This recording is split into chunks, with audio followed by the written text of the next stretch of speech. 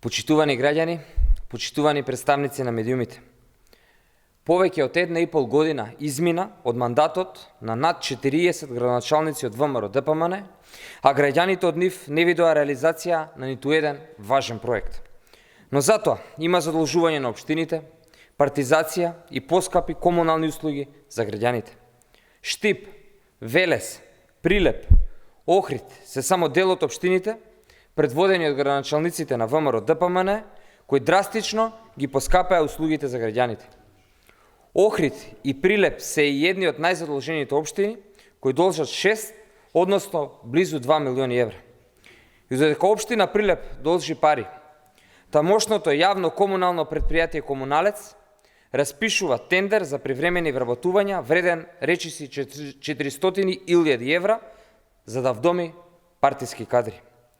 И сето тоа се случува откако граѓаните на Прилеп плаќаат во просек за 20% поскапа вода и за 60% поскапи комунали. И не е само општина Прилеп која што расиптички се однесува кон парите на граѓаните. За времени вработувања општина Бутел троши над 280.000 евра. Општина Газибава над 220.000 евра. 5 милиони денари троши општина Аеродром за истата намена. А милиони денари за вработување трошат и општините Кочани, Илинден, Велес. Сите раководени од ВМРО ДПМН.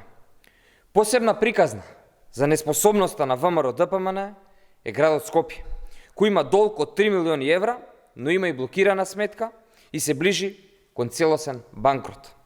Поради инаетот и каприците на Данела Арсовска и ВМРО ДПМН, изгуби грант од 70 милиони евра и дополнително плаќа годишни пенали. Најголемата единица на локална самоуправа, со убедливо најголем буџет од 100 милиони евра, Скопје, ВМРО ДПМН го доведе до состојба на нефункционалност и пред банкрот.